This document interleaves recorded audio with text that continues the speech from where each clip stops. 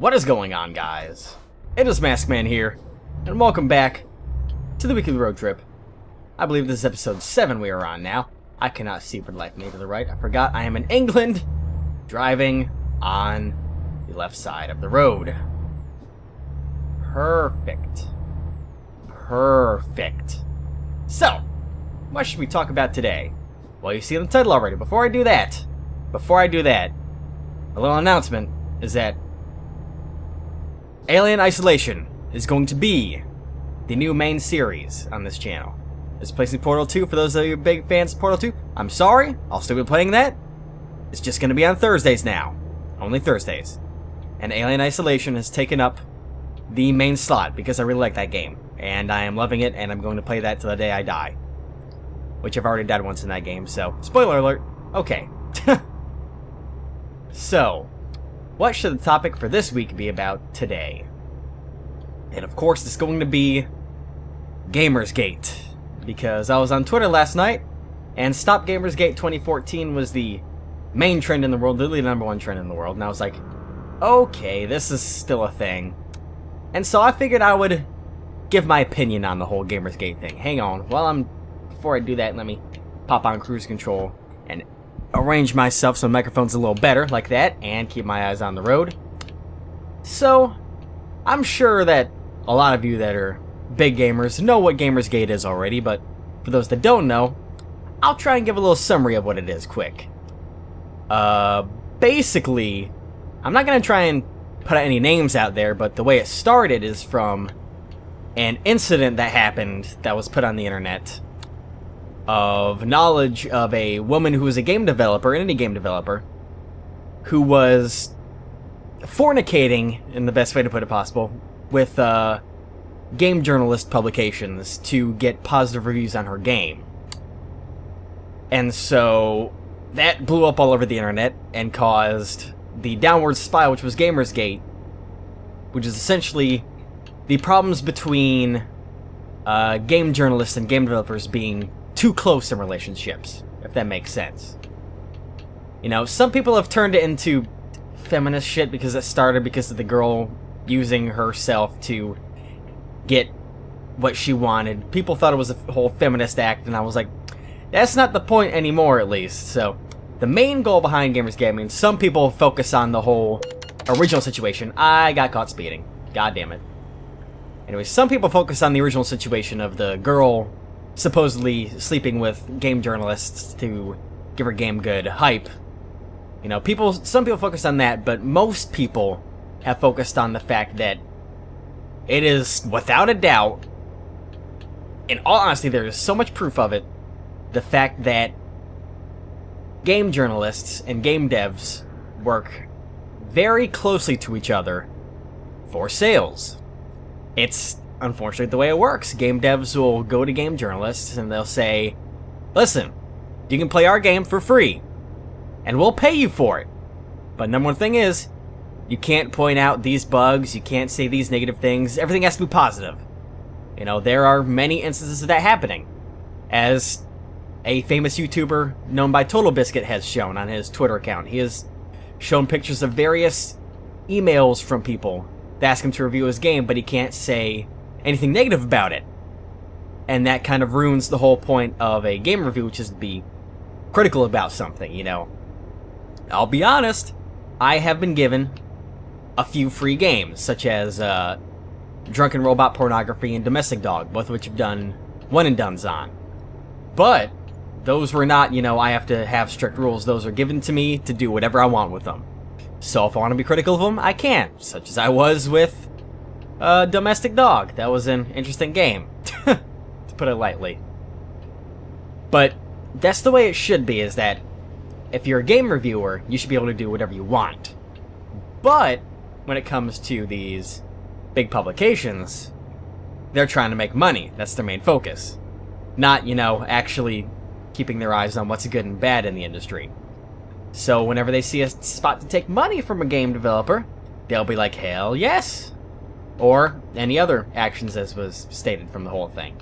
The point is that, in my personal opinion, I mean, game devs can be friends with people at game journalist publications, game reviewers, but I feel that should not reflect on the game itself that the game dev is creating. You know, if the game developer knows a game reviewer, don't let that reviewer review the game that's coming out from that game dev. Know what I mean? I think it should be an even playing field from everyone.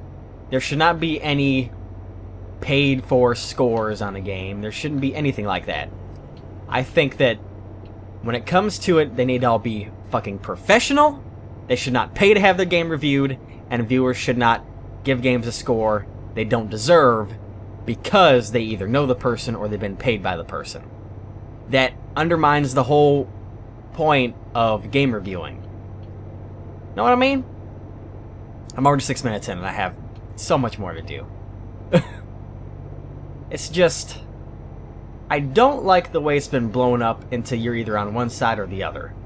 Because, like I said, Gamersgate has turned into this whole situation about feminism and all that. And it's really ridiculous how it's turned into something crazy. I mean, is the original story true? I don't know. I can't say for a fact. I wasn't in the situation, so I don't know if it's true or not. So I can't speak for anyone in that party. But it could... Oh shit, I'm on the wrong side of the road. Whoops, thank you for that reminder, car. That could have gone badly. Anyways, the problem is that... What was I going to say? I lost my train of thought. Oh, alright. Now then. Well, I'm not going to speak for everyone. Oh, hi, car. Don't run into me. Don't run into me. Thank you. I can't speak for everyone in this situation. But there are, without a doubt, women who use themselves to get what they want. I'm not speaking for everyone, alright? I'm not being like pro-man or whatever the... Is it MRA, men rights activist? No, I'm not one of those guys, no. I am very much one for equality and everything when it comes to sex, race, sexual orientation, all of that. Religion. I think everyone should be treated equally and fairly, and that's my stance on that. I lost my train of thought again because I'm tailgating this guy. Sorry, dude. Anyways, while I am very much one for equal rights, I will admit, there are people on every side of everything that are extremists, or that are knowingly using what they have to get what they want. You know?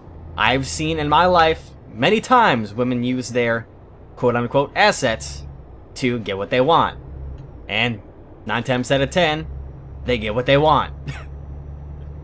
But that doesn't mean I stand that everyone does that. It's just people that decide to.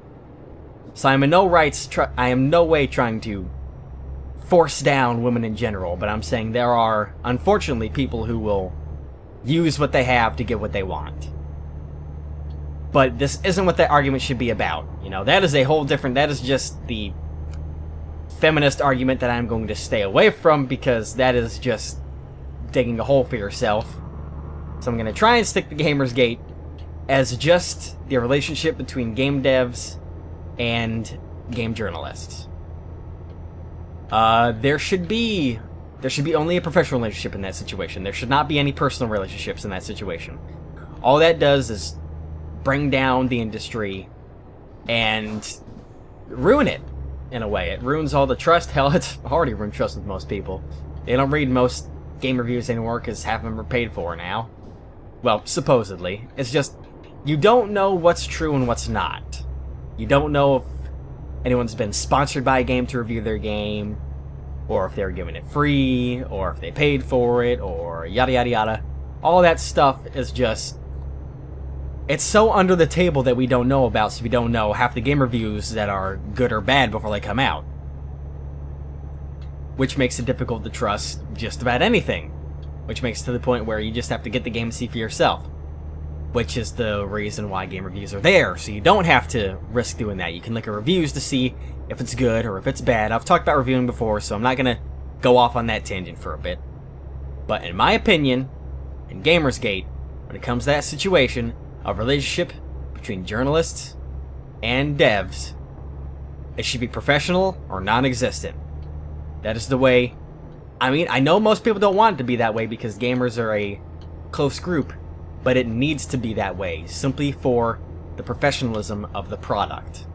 Because, I mean, I don't know how many of it has been ruined, but we know that there are a lot of developers out there that will try and corruptfully bribe people into giving good reviews of their game, and I can only imagine the amount of people that have, because they are a business and they try to make money.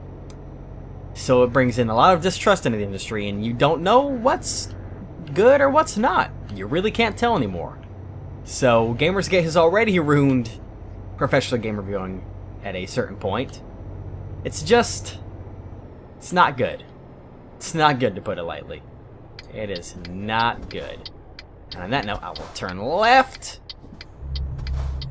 Like so.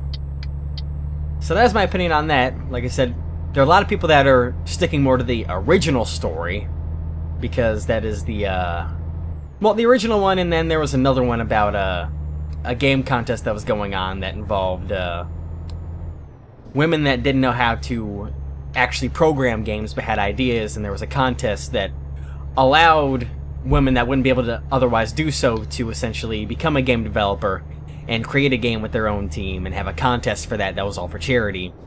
And then people flipped out saying that it's misogynistic and it's feminist, it's saying that women can't make games, and it's fucking flips out to all extreme shit. The world is a bad place, my friends. The world is a place driven by greed and anger and jealousy and power. That's the way it works. That's the way it always has worked. It's unfortunate that it's that way, but it's just the way it is.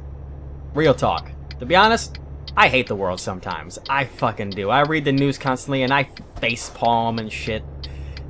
The world is a fucked up place, full of fucked up people. There are very few people that are good people, in a way, I guess you can say. You know, a lot of people start out good, then they get a sniff of that power, they get a sniff of that money, and then some people just go downhill. And I hate my dogs. And on that note, since I'm done with my talk, I'm gonna pull to the side of the road and end this video here. So, I'll see you guys next time. But until then, this has been MaskMan, logging off.